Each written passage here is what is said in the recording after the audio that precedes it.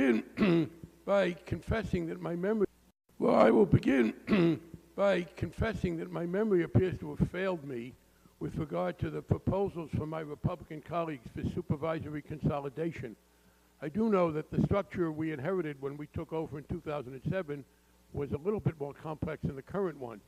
We did in our legislation abolish the OTS, or rather merge it with the OCC, but I do not remember during the 12 years of Republican rule that any such consolidation proposal came forward. I apologize for the lapse of memory. I'm sure they'll remind me of it if one existed. Nor do I remember a significant proposal to consolidate during the consideration of the bill. I acknowledge there is a major problem here. The biggest problem is that we have a separate SEC and CFTC sharing jurisdiction over derivatives. I would like to have been able to get rid of that. I do not think it has ever been politically possible, given the cultural differences within our country that it reflects. Now on to more serious subjects. To me, this is not a hearing about JPMorgan Chase.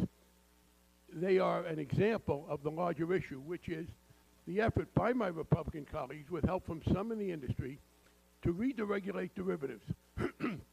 That has been a drive that they have made. Now, they haven't done it head-on, because I do believe that there's some popularity in the country for the notion that there should be some regulation, that we should undo the era of 2000, when Senator Graham led the charge for total deregulation. But here's where we are today. As we sit here now, shortly, the Appropriations Committee will be voting on a budget proposed for next year for the Commodity Futures Trading Commission, which will incredibly, to me, reduce the amount they have from this year to next year.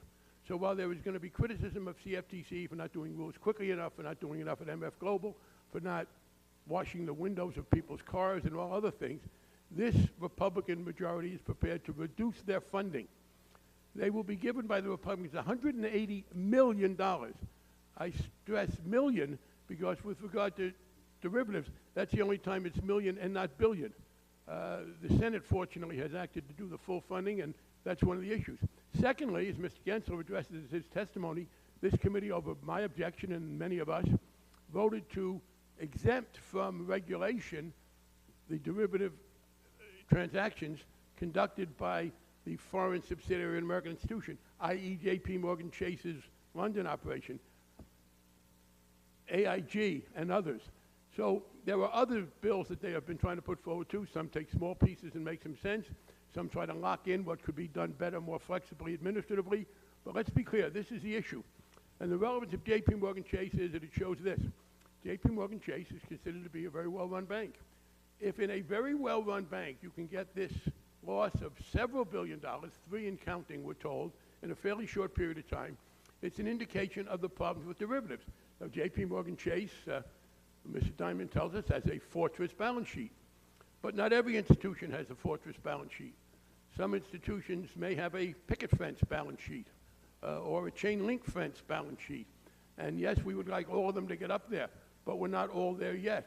So the notion that we should underfund the main regulator of derivatives, that we should exempt foreign subsidiaries from it, as Mr. Gensler was pointing out, incentive for American institutions to move some of it overseas, these are very grave errors.